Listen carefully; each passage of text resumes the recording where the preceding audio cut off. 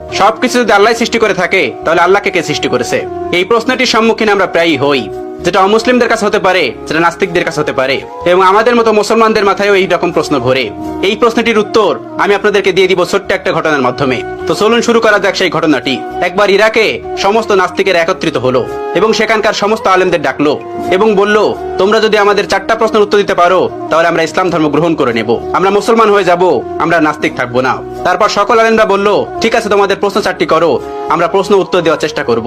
নাস্তিকদের প্রথম প্রশ্ন হলো, আমরা তো এখন সবাই এখানে উপস্থিত আছি, তাহলে আল্লাহ তাআলা কি করছেন? এটিই ছিল তাদের 1 নম্বর প্রশ্ন। তাদের 2 নম্বর প্রশ্ন, আল্লাহ তাআলা গোটা পৃথিবীকে কিভাবে পরিলক্ষিত করে, কিভাবে তিনি গোটা পৃথিবীকে একা পরিচালনা করেন?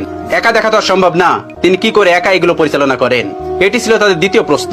তাদের 3 নম্বর প্রশ্ন, মুসলমানদের নবী হযরত মুহাম্মদ সাল্লাল্লাহু আলাইহি ওয়াসাল্লাম মিরাজে গিয়েছিলেন, পৃথিবীর এই আহ্নিক গতি ভেদ করে আসমানের কোন দরজাতে তিনি আসমানে প্রবেশ করলেন এবং আল্লাহর সঙ্গে দিদার করলেন? এটি ছিল তাদের তৃতীয় প্রশ্ন। এবং তাদের সর্বশেষ প্রশ্ন, আল্লাহ তাআলার আগে কে, আল্লাহ তাআলাকে কে সৃষ্টি করেছেন? এই ছিল তাদের মোট 4টি প্রশ্ন। সেখানে থাকা সকল আলেমরা উত্তর দেওয়ার চেষ্টা করলো, কিন্তু কেউ সৎ উত্তর দিতে পারলো না, কারণ এই প্রশ্নগুলি খুবই কঠিন প্রশ্ন, যার উত্তর দেওয়া তো সহজ না। তারা কেউ পারল না তাদের উত্তর দিতে। ওই সবস্থল থেকে কিছুটা দূরেই ইমামে আজম আবু হানিফা রাহমাতুল্লাহর বাড়ি ছিলেন। আপনারা অনেকেই জানেন, ইমাম আবু হানিফা রাহমাতুল্লাহ কাপড়ের ব্যবসায়ী ছিলেন। তো শহরের পাশেই তার বাড়ি ছিলেন। তার কানেই খবরটি গেল। তিনি জানতে পারলেন সবস্থলে এই ঘটনাটি ঘটছে। তিনি দ্রুত বাড়ি থেকে বের হয়ে সেই সবস্থলে উপস্থিত হলেন। তার বয়স তখন মাত্র 13 বছর। তখন তিনি 30 পারা কোরআনের হাফেজ। তিনি সেখানে উপস্থিত হলেন এবং তিনি পিছন থেকে বললেন, আমি তোমাদের এই 4টি প্রশ্নের উত্তর দিতে চাই। সবাই সেখানে অবাক হয়ে গেল, এই ছোট্ট বাচ্চাটি এই কঠিন কঠিন প্রশ্নের উত্তর দেবে? অবাক হয়ে তাকে ডেকে নিল এবং বলল, তুমি আসো। তিনি বললেন, আমি তোমাদের এই সকল প্রশ্নের উত্তর দিব। সবাই রাজি হলেন। তিনি বললেন, প্রশ্ন কে করবে? একজন দেখিয়ে দিলেন, ওই যে মঞ্চে যে বসে আছেন উনি প্রশ্ন করবে। চেয়ারে বসে থাকা ওই লোকটিকে আবু হানিফা রাহমাতুল্লাহ বললেন, তুমি যখন আমাকে প্রশ্ন করবে তখন তুমি আমার ছাত্র, আমি তোমার শিক্ষক, তাহলে আগে তুমি আমাকে ওই চেয়ারে বসতে দাও, আর তুমি নিচে দাঁড়িয়ে আমাকে প্রশ্ন করবে। উদ্ভট হলেও এটি তারা মেনে নিয়েছিল। আবু হানিফা রাহমাতুল্লাহ চেয়ারে গিয়ে বসলেন এবং ওই নাস্তিকটি নিচে এসে প্রশ্ন করলো। প্রথম প্রশ্নটি ছিল এরকম যে, আল্লাহ তাআলা এখন কি করছেন?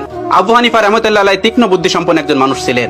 আল্লাহ তাআলা তাকে অনেক হিকমত দিয়েছিলেন, অনেক জ্ঞান দিয়েছিলেন। তিনি উত্তর দিলেন, আল্লাহ তাআলা এই মুহূর্তে তোমার মতো বেকুবকে চেয়ার থেকে নামিয়ে আমাকে চেয়ারে বসিয়ে দিয়েছেন। এটি ছিল 1 নম্বর প্রশ্নের উত্তর। সবাই অবাক হয়েছিল। এই উত্তর খণ্ডানোর মতন উত্তর তাদের কাছে ছিল না, তাই তারা এটি মেনে নিতে বাধ্য হয়েছিল। এবার তিনি বলেছিলেন, এবার তোমার দ্বিতীয় প্রশ্নটি করো। দ্বিতীয় প্রশ্নটি করলো, আল্লাহ তাআলা একা এই পুরো পৃথিবীকে কিভাবে পরিচালনা করে? একা তিনি পুরো পৃথিবীকে কিভাবে দেখেন? তিনি তাদেরকে 4 কোণাওয়ালা একটা ঘরে নিয়ে গেলেন এবং সেই ঘরে একটা বাতি জ্বালালেন, একটা মোমবাতি। এবার তিনি বললেন, এবার বলো, এই আলোর মুখ কোন দিকে, এই আলোর চোখ কোন দিকে? তারা কোনো উত্তর দিতে পারলো না। তারা বলল, এই আলো তো ছড়িয়ে পড়েছে। তিনি তাদেরকে বললেন, আল্লাহ তাআলা নূরের তাজাল্লির মাধ্যমে গোটা পৃথিবীতে এভাবে ছড়িয়ে রেখেছেন এবং তিনি সবকিছু দেখতে পান এই নূরের মাধ্যমে। এই প্রশ্নের উত্তর নাস্তিকদের কাছে ছিল না, তারাও এটি মেনে নিয়েছিল। তৃতীয় প্রশ্ন করা হলো, হযরত মুহাম্মদ সাল্লাল্লাহু আলাইহি ওয়াসাল্লাম পৃথিবীর আহ্নিক গতি ভেদ করে আসমানের কোন দরজা দিয়ে আল্লাহর সঙ্গে মেরাজ করতে গেছিল? তখন আবু হানিফা রাহমাতুল্লাহ হাতে একটা ডিম নিলেন এবং বললেন, এই ডিমটি থেকে 22 থেকে 23 দিন পরে বাচ্চা ফুটে বের হবে। এবার তোমরা বলো, এই ডিমটির বাচ্চা কোন দিক থেকে বের হবে? তারা বললেন, এটি ঠোঁট দিয়ে ডিম ভেঙে বের হবে। তিনি বললেন, কোন দিক দিয়ে বের হবে? তারা বললেন, এটা আমাদের জানা নেই। এবার ইমাম আবু হানিফা রাহমাতুল্লাহ বললেন, আল্লাহ তাআলা তার বান্দাকে আসমানে নিবেন কোন দরজা দিয়ে নিবেন, এটি আল্লাহ তাআলা ভালো জানেন। এটা আল্লাহ তাআলার কাজ, তোমার আমার কাজ না। আসমান তার, আসমানের যে কোনো জায়গা দিয়ে তার নবীকে আসমানে নিতে পারেন। চতুর্থ প্রশ্ন, যেটি সব থেকে গুরুত্বপূর্ণ, আল্লাহ তাআলাকে কে সৃষ্টি করেছেন? আল্লাহ তাআলার আগে কে? ইমাম আবু হানিফা রাহমাতুল্লাহ বললেন, তোমাদের মধ্যে কি এমন কেউ আছেন যিনি অনেক ভালো অঙ্ক করতে পারে?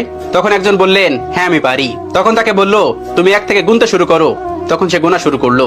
1 2 3 4 5 6 7 8 9 10 10 পর্যন্ত গোনার পর আবু হানিফা রাহমাতুল্লাহ তাকে থামিয়ে দিলেন এবং তাকে বললেন, এবার তুমি উল্টো দিক দিয়ে গোনা শুরু করো। তিনি গোনা শুরু করলো 9 8 7 6 5 4 3 2 1। এরপরে এসে সে আর গুনতে পারলো না। এবার ইমাম আবু হানিফা রাহমাতুল্লাহ তাকে বললেন, তুমি থামলে কেন? আমি তো তোমাকে থামতে বলিনি। তিনি বললেন, এর আগে কিছুই নেই। এবার আবু হানিফা রাহমাতুল্লাহ বললেন, আল্লাহর আগেও কিছু নেই। সামান্য একটা সংখ্যা দিয়ে যদি তার আগে কি আছে তুমি বুঝতে না পারো, তাহলে তুমি সেই মহান সত্তাকে কিভাবে বুঝতে পারবে যে তার আগে কেউ নেই?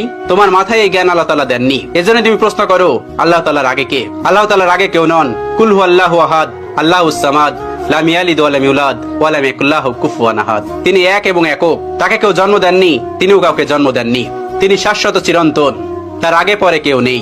এই ছিল আবু হানিফা রাহমাতুল্লাহ প্রজ্ঞা এবং জ্ঞান, যেটি দিয়ে তিনি পুরো পৃথিবীকে আলোকিত করে রেখেছিলেন তার জ্ঞান দিয়ে। এখনো তার কিতাব, তার দর্শন দিয়ে মানুষ ইসলামকে পরিচর্যা করে। আল্লাহ তাআলা আমাদের সকলকে ইসলামের পথে থাকার তৌফিক দান করুন, ইসলামের পথে চলার তৌফিক দান করুন, ইসলামের বিধানগুলো মানার তৌফিক দান করুন।